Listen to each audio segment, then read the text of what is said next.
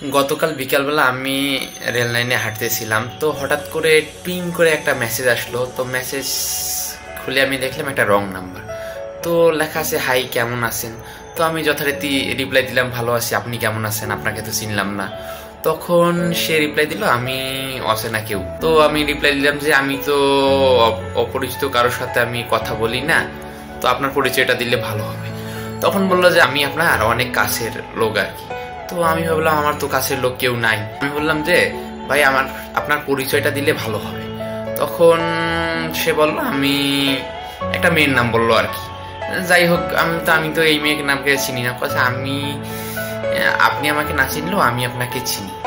তো তারপর তো আরো কথাবার্তা হলো, আমার খোঁজ খবর নিল।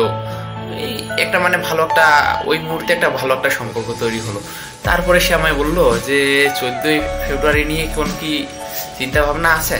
তো আমি বললাম না, তো আমার কোনো চিন্তা ভাবনাই, আমি সিঙ্গেল মানুষ, তো আমার কি চিন্তা ভাবনা থাকবে। আর 14ই ফেব্রুয়ারি তো কাপড়রা ঘুরে, তো আমার তো ঘোরার কোনো মানুষ নাই।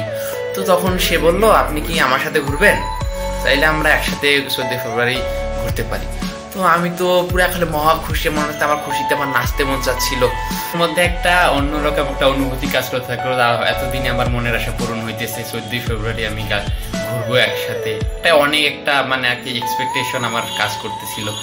তারপর সে আমায় বললো 14ই ফেব্রুয়ারি তো অনেকেই ম্যাচিং ড্রেস পরে, তো আমরা দুজনেও যদি ম্যাচিং ড্রেস পরতাম তাহলে আমার কোনো সমস্যা নাই, আমি ম্যাচিং ড্রেস ক্রয় করব। তারপর সে বললো আমার বাসা তো তোমার বাসা থেকে একটু দূরে, তো তুমি ড্রেসটা আগে ওই কুরিয়ারে পাঠাই দিও। তো আমি যথারীতি ওর জন্য একটা লাল শাড়ি আর আমার জন্য একটা লাল পাঞ্জাবি কিনলাম। তো লাল শাড়ি আর পাঞ্জাবি কেনার পর তো আমি শাড়িটা প্যাক করে কুরিয়ারের মাধ্যমে পাশের উপজেলায় আমি পাঠাই দিলাম। পাঠাই দেওয়ার পর তারপরে ওর সাথে কথা হলো, যথারীতি ওই তারিখে আসার কথা ছিল। তো সেদিন আর আমাদের কোনো কথা হলো না। তারপর দিন আমি ফোন দিলাম, ফোনও দেখালো। তো আমার একটা টেনশন হলো যে কি ফোন বন্ধ কেন।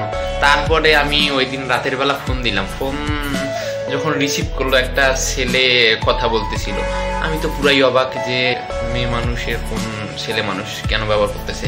তারপর সে আমায় বললো কিরে বোকাসোদা, তুই কি অনলাইনে মানুষের সাথে কথা বলে আবার ফির শাড়ি গিফট পাঠাস, 14ই ফেব্রুয়ারি একসাথে করবি বোকাসোদা। আমি তোর বন্ধু মুন্না বলতেছি রে, এইটা প্রাঙ্ক ছিল। আমরা সবাই ডিসিশন নিয়েছিলাম যে তুই 14ই ফেব্রুয়ারি নিয়ে কেমন তোর ফিলিংস কাজ করে, এই জন্য আমরা একটা প্রাঙ্ক করছি তোর সাথে।